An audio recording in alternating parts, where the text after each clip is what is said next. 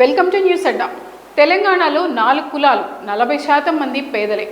తెలంగాణ సమాజంలో లోతుగా పాతికిపోయిన సామాజిక ఆర్థిక అసమానతలను సిపెక్ తాజా సర్వే నివేదిక మరోసారి కళ్ళకు కట్టింది. అభివృద్ధి పదంలో దూసుకుపోతున్నామని భావిస్తున్న తరుణంలో నిర్దిష్ట కులాలు, వర్గాలు ఇంకా పేదరికం, నిరక్షరాస్యత, అస్థిరమైన ఉపాధి కోరల్లోని చిక్కుకొని ఉన్నాయని ఈ గణాంకాలు స్పష్టం చేస్తున్నాయి. సామాజిక న్యాయం, సమాన వృద్ధి అనే లక్ష్యాలకు ఈ అసమానతలు పెను సవాలుగా మారాయి.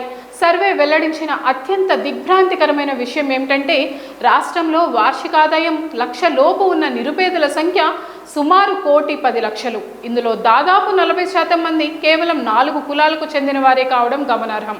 మాదిగ, లంబాడ, ముదిరాజ్, యాదవ కులాల్లో పేదరికం తీవ్ర స్థాయిలో ఉంది. తరతరాలుగా వస్తున్న సామాజిక వివక్షతో పాటు సరైన భూ వసతి లేకపోవడం, సాంప్రదాయ వృత్తులు లాభసాటిగా లేకపోవడం వీరిని పేదరికంలోకి నెట్టివేస్తున్నాయి. ఆర్థిక వనరుల లభ్యత తక్కువగా ఉండడం వల్ల ఈ కులాల్లోని యువత కొత్త వ్యాపారాలు లేదా స్వయం ఉపాధి వైపు అడుగులు వేయలేకపోతున్నారు. విద్యారంగంలో ఉన్న అసమానతలు భవిష్యత్తు తరాల అభివృద్ధిపై తీవ్ర ప్రభావం చూపుతున్నాయి.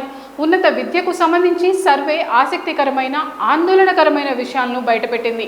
కొన్ని అభివృద్ధి చెందిన కులాల్లో ఉన్నత విద్యావంతుల శాతం 35.37%గా ఉంటే, వెనుకబడిన కొన్ని వర్గాల్లో ఇది 5% లోపే ఉండడం గమనార్హం.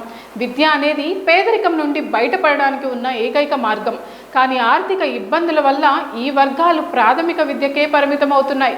దీనివల్ల ఐటీ, సాఫ్ట్వేర్ మేనేజ్మెంట్ వంటి అధిక వేతనం వచ్చే రంగాల్లో ఈ కులాల ప్రాతినిధ్యం నామమాత్రంగానే మిగిలిపోయింది. కుటుంబ పోషణ భారం చిన్నారి చేతులకు పని కల్పిస్తుంది. ముఖ్యంగా మాదిగా, ఎస్టీ వర్గాల్లో బాల కార్మికుల సంఖ్య ఎక్కువగా ఉండడం సామాజిక వెనుకబాటుతనానికి పరాకాష్ట. అదేవిధంగా ఉపాధి విషయంలో వడ్డెర కులానికి చెందిన సుమారు 55% మంది దినసరి కూలీలుగానే జీవితాన్ని వెల్లడిస్తున్నారు. వీరికి స్థిరమైన నెలవారీ ఆదాయం లేకపోవడం వల్ల అనారోగ్యం వంటి అత్యవసర సమయాల్లో అప్పుల ఊబిలో కూరుకుపోతున్నారు. నైపుణ్యాభివృద్ధి కార్యక్రమాలు ఈ వర్గాలకు చేరకపోవడం వల్ల వీరు కేవలం శ్రమశక్తి పైనే ఆధారపడాల్సి వస్తుంది.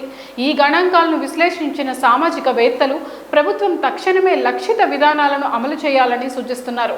కేవలం సంక్షేమ పథకాలు, నగదు బదిలీ మాత్రమే కాకుండా ఈ కులాల్లో విద్యా ప్రమాణాలను పెంచడం, వృత్తి నైపుణ్యాలను మెరుగుపరచడం, పారిశ్రామికంగా ప్రోత్సహించడం వంటి సమగ్ర చర్యలు తీసుకోవాలి.